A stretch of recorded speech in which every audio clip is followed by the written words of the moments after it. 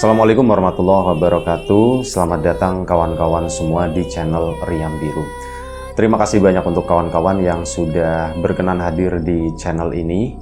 Apa kabar kawan-kawan semua? Semoga sehat selalu sekeluarga. Baik, kali ini ada satu cerita datang dari Mas Tirto Ramadan.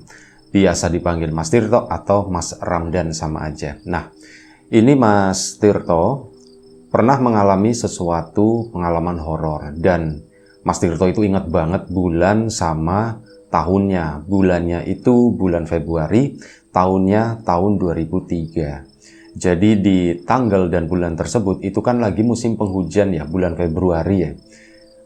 Hujan ya mungkin lagi lumayan cukup deres-deresnya lah. Nah, Mas Tirto sendiri itu adalah seorang pelukis sekaligus seorang guru ngaji. Guru ngaji bagi anak-anak kecil waktu itu di sana. Para tetangganya itu kalau sore ya daripada Mas Tirto nganggur nggak ngapa-ngapain itu ya suka ngajarin ngaji gitu ya. Nggak banyak, paling belasan anak seperti itu. Cuman ya lumayan lah buat berkegiatan dan ya buat ngasih pengajaran buat anak-anak. Nah, ini pada suatu malam Mas Tirto sendiri kan itu waktu itu orang tua itu udah nggak ada semua, dan kakak-kakaknya, Mas Tirto anak terakhir, kakak-kakaknya itu udah mandiri, udah sendiri-sendiri. Mas Tirto tinggal di rumah yang kecil, dan tinggalnya pun sendiri sama. Nah, di situ pada suatu malam, ya Mas Tirto belum menikah ya waktu itu ya. Pada suatu malam di bulan Februari tadi,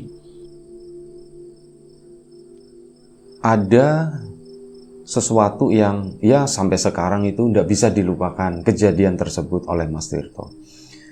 Jadi pada suatu malam Mas Tirto mungkin sekitar jam 11 ya. Waktu itu hujan lagi jam 10 malam. Waktu itu hujan lagi deres-deresnya. Dan Mas Tirto juga baru saja beraktivitas waktu itu. Dia itu baru keluar. Dia habis main di tempat temannya. Karena di rumah juga ngapain, dia nggak ada siapa-siapa. Istri nggak ada, keluarga pun nggak ada. Di rumah sendirian. Mau nonton TV juga geledeknya gede, petirnya banyak. Ngeri TV-nya kesamber. Akhirnya keluarlah Mas Tirto ke rumah salah satu tetangganya, temannya di sana. Ngobrol-ngobrol sampai sekitar jam 10. Temannya mungkin udah ngantuk atau bagaimana, takut mengganggu. Mas Tirto kan permisi. Dia pulang tuh pakai payung menembus hujan malam itu, dan akhirnya sampai di rumah. Payung masih basah ditaruh di depan sana, cuman udah dilipat, ngeri terbang gitu kan. Dia pun masuk ke dalam rumah ke sana.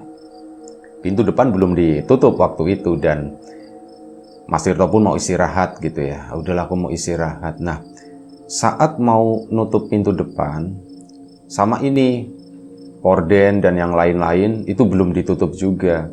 Nah, saat Mas Tirto lagi ke depan sana mau nutup pintu dan mau nutup horden, pertama mau nutup horden dulu begini.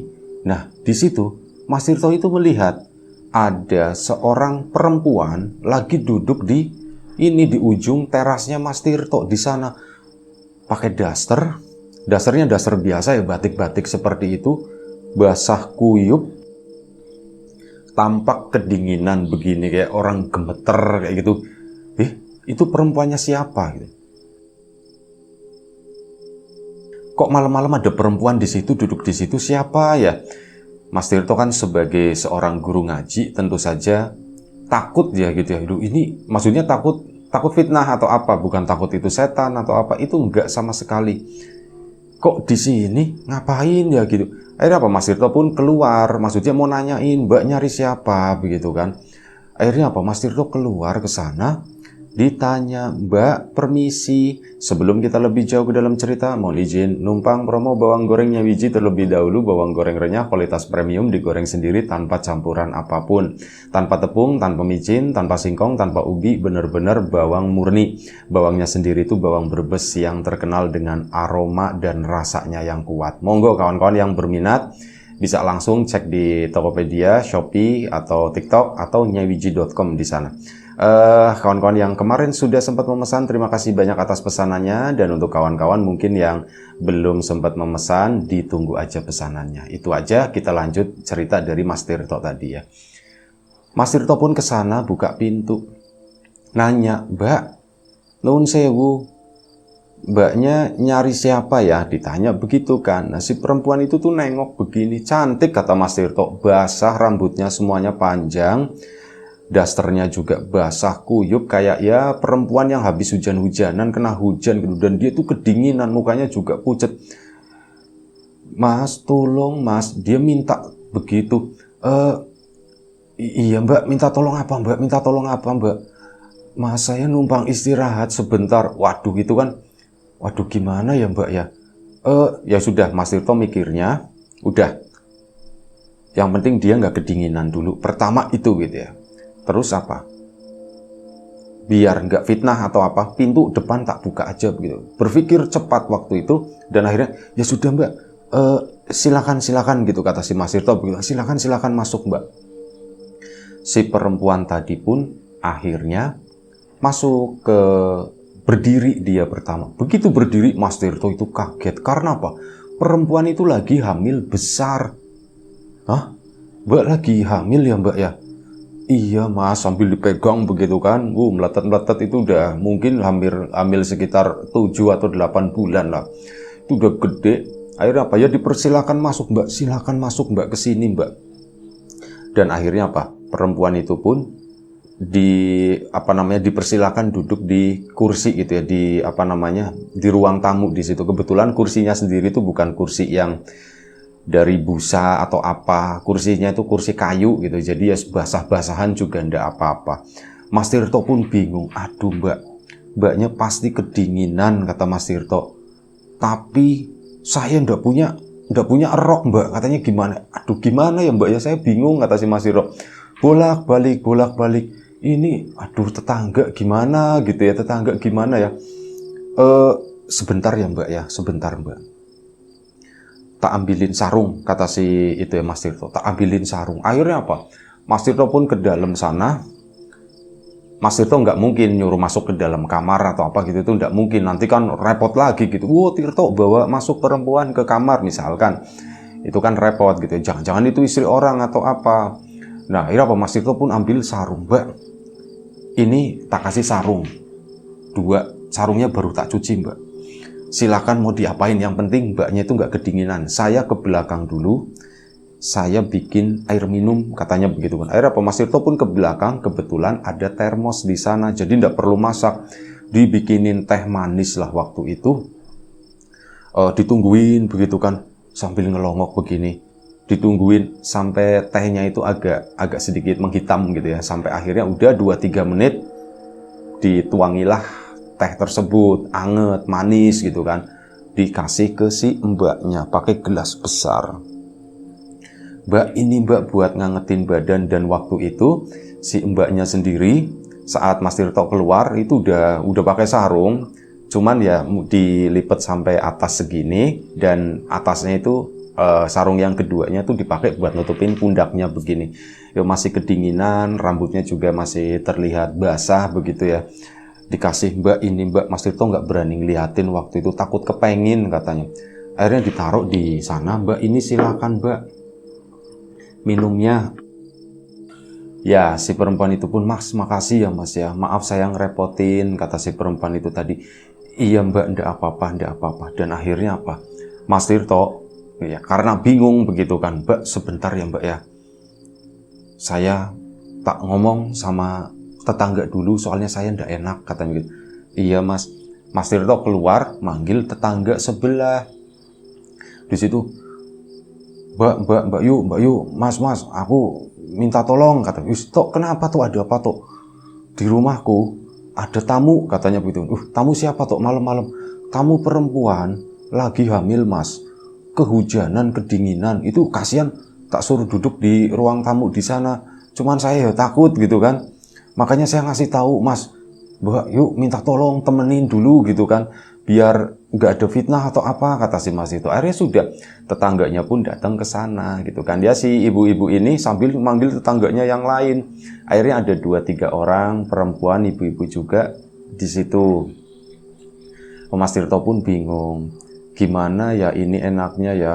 Ya udah toh, ndak apa-apa toh, si mbaknya ini, yang penting kan udah kita juga menyaksikan kamu nggak bawa masuk secara sengaja atau apa, ini emang mbak ini butuh bantuan gitu ya. Jadi si mbak itu yang belakangan, misal anggap aja namanya Mbak Yanti misalkan begitu ya, si Mbak Yanti ini itu habis mengalami satu musibah. Jadi begini, suaminya Mbak Yanti itu meninggal, dan itu tadi ya Mbak Yanti intinya lagi depresi lah begitu ya.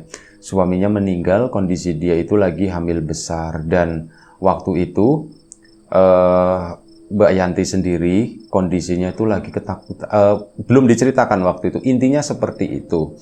Dan akhirnya ya udah, toh ndak apa-apa, ini nanti Mbak Yanti itu kan ada kamar satu toh, udah Mbak Yanti biarkan istirahat di situ, nanti kamu di sini aja, kata si warga begitu ya.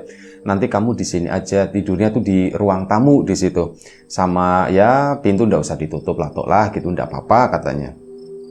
Oh ya sudah kalau begitu, tapi ndak apa-apa ya Mbak ya, ndak apa-apa, kamu di sini jagain dia, maksudnya itu seperti itu, barangkali dia kenapa-kenapa, si Mbak Yanti ini kenapa-kenapa, ya nanti ada kamu gitu kan, kamu kalau misal nggak bisa nandangin sendiri, kamu kan bisa manggil kami, katanya begitu. Oh iya Mbak, begitu Mbak, tapi saya nggak enak, udah nggak apa-apa begitu aja.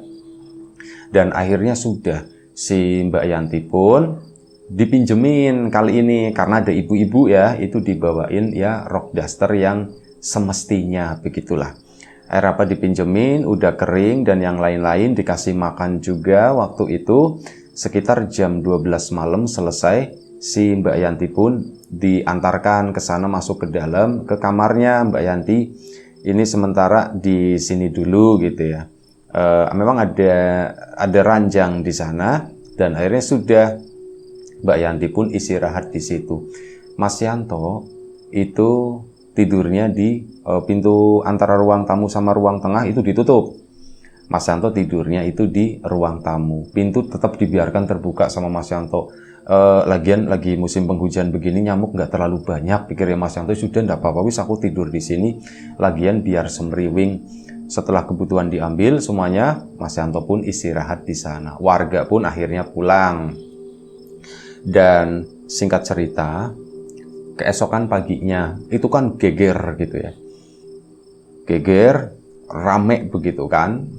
Termasuk Pak RT, Mas Tirto itu datang ke Pak RT laporan, Pak RT begini, Pak RT juga kaget, wah begitu toh, iya Pak RT gitu kan. Akhirnya sudah Pak RT pun ke sana, ke rumah, ya intinya kayak pendataan lah. Si Mbak Yanti sendiri itu ndak bawa KTP, ndak bawa uang, ndak bener-bener ndak bawa apa-apa, cuman bawa badan sama dasar begitu doang ya, cuman bawa itu, nggak ada identitas atau apa. Ya wis lah, ndak apa-apa, yang penting tercatat di sini gitu kan. Akhirnya sudah. Terus Pak RT gimana? Ya udah toh enggak apa-apa toh. Sementara di tempatmu dulu aja, kamu bantu-bantu ngawasin aja, barangkali Mbak Yanti ini kenapa-kenapa, sambil saya nanti musyawarah sama warga yang lain, barangkali ada tempat yang ya mungkin lebih layak begitu toh. Iya Pak RT, Mas Tirto pun setuju dengan hal tersebut. Dan ya Mas Tirto waktu itu ngobrol sama Mbak Yanti yang ya mungkin karena udah berpengalaman kali ya,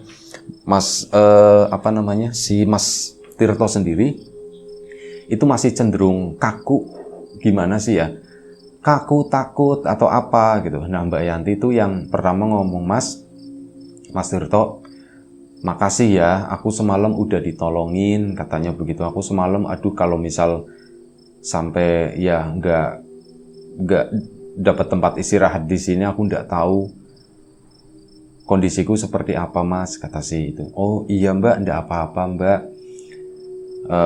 Ya udah begitu kan.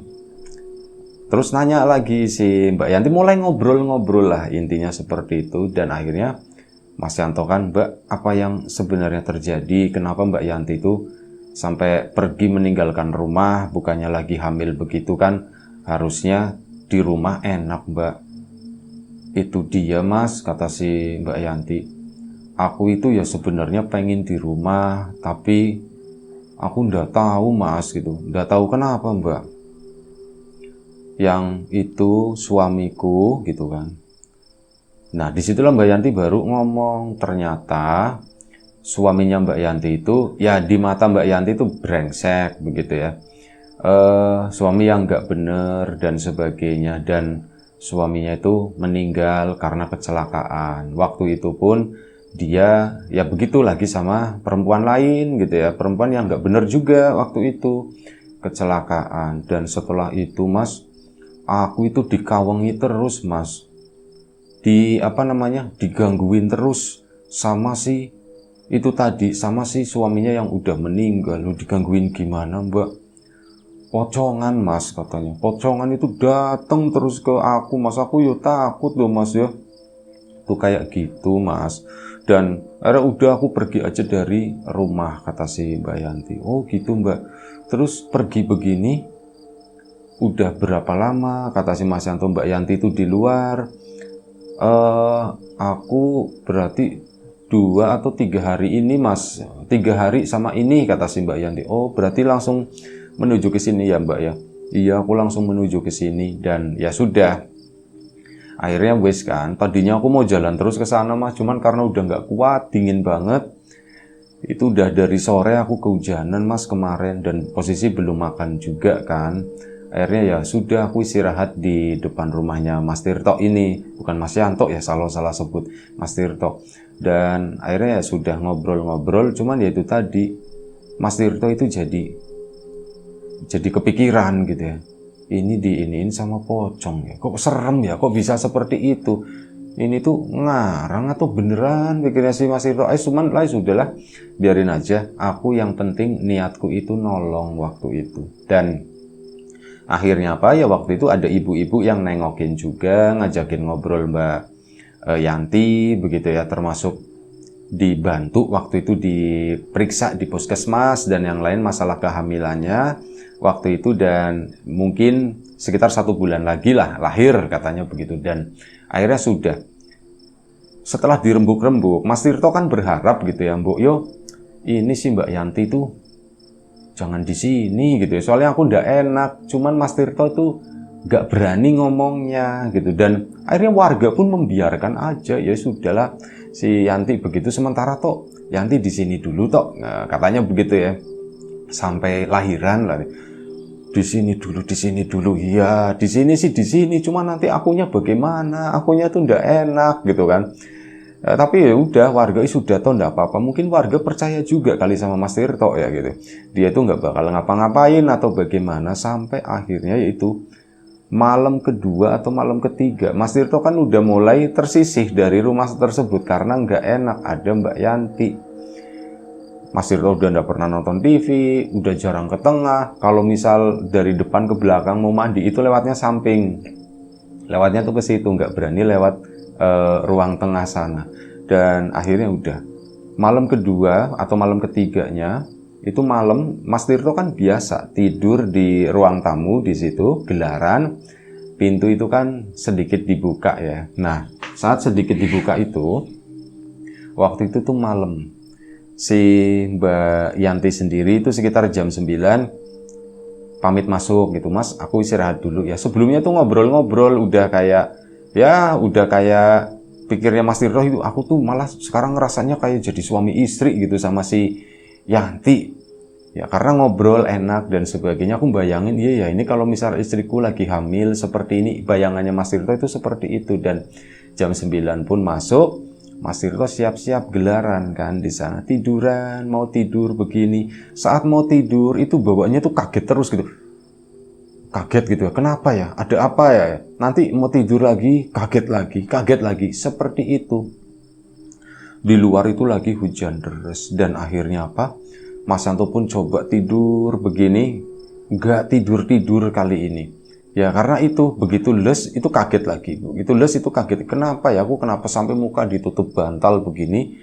Pun sama, ndak ngaruh, masih seperti itu. Dan ya sudah, akhirnya dipertahankan ditutup bantal. Dia mungkin nanti aku juga capek sendiri, sampai akhirnya pintu depan itu tadi kan kali ini kan dibukanya nggak terlalu lebar gitu ya, cuman kayak dibuka setengah, di bagian luarnya itu diganjel pakai batu. terdengar suara batu itu kayak kedorong, gredeg gitu kan di atas lantai yang ganjel pintunya itu, gredeg. Mas Yanto kan diem dulu, kena angin kali atau apa ya. Mas Yanto pun buka mata, begitu buka mata, ini tiba-tiba di ruangan tamu itu suasananya itu berubah.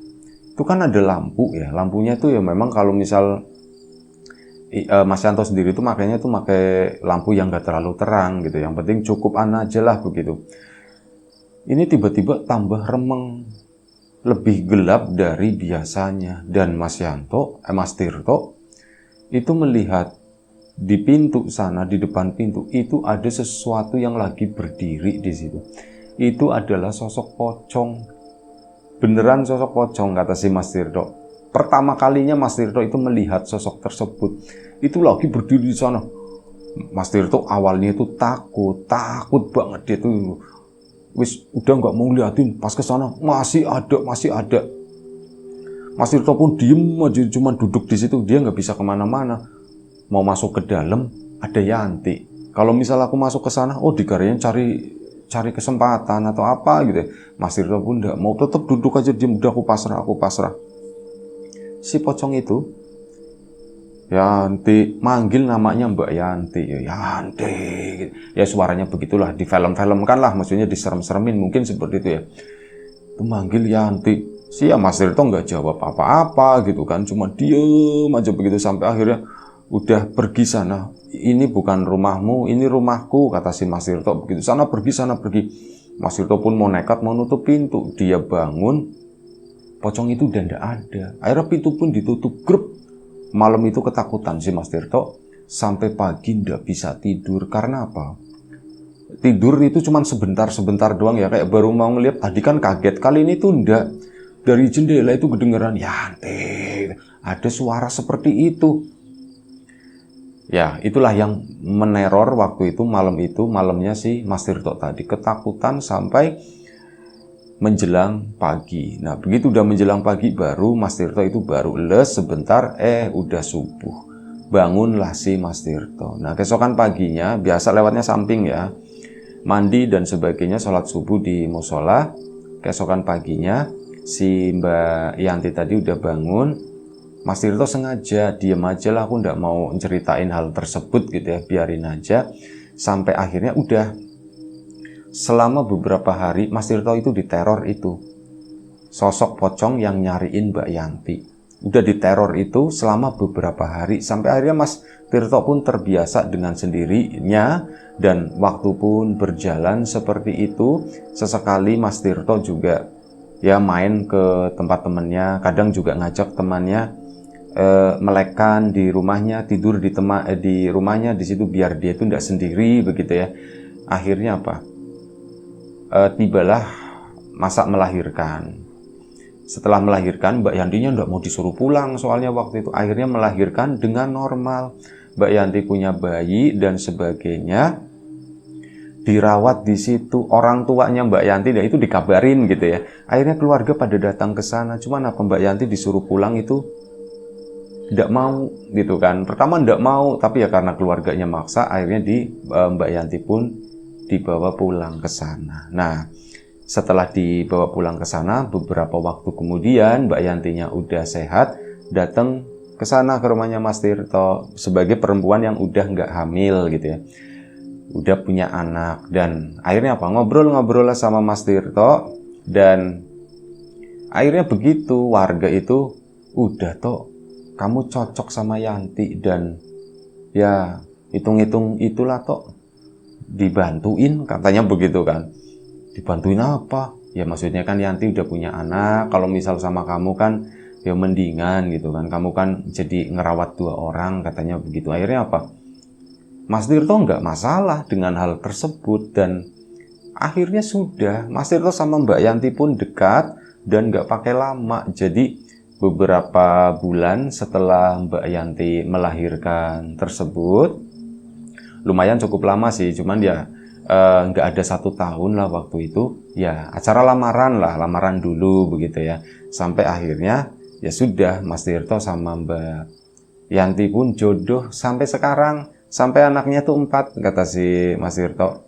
Anaknya itu udah 4, satu anak yang pertamanya Mbak Yanti tersebut, yang 3 itu memang anak kandungnya si Mas Tirto. Makanya bulan dan tahun itu tidak pernah dilupakan oleh Mas Tirto. Ya, Mas Tirtonya sayang sama Mbak Yanti, Mbak Yantinya juga begitu sebaliknya. Orang ini tuh orang baik gitu ya. Intinya seperti itu. Terima kasih banyak Mas Tirto atas ceritanya. Kawan-kawan di rumah juga terima kasih banyak atas support dan dukungannya, apapun itu, kawan-kawan subscriber, kawan-kawan membership, kawan-kawan yang udah kasih support dalam bentuk super thanks ke Riam Biru, terima kasih banyak. Kawan-kawan yang udah ngasih like, udah nge-share ke yang lainnya, kawan-kawan yang udah ninggalin komentar juga terima kasih banyak. Dan kawan-kawan yang sudah memesan bawang gorengnya Wiji juga tak lupa terima kasih banyak. Yang belum sempat memesan, ditunggu pesanannya. Dan doa terbaik dari kami untuk kawan-kawan semua, semoga selalu diberi kemudahan dalam hal apapun, termasuk kemudahan dalam hal rezeki. Yang sakit segera diberi kesembuhan, yang sehat tetap dijaga kesehatannya. Baik, sampai jumpa di episode selanjutnya Riam Biru. Jaga kesehatan kawan-kawan semuanya. Sekali lagi terima kasih banyak. Assalamualaikum warahmatullahi wabarakatuh.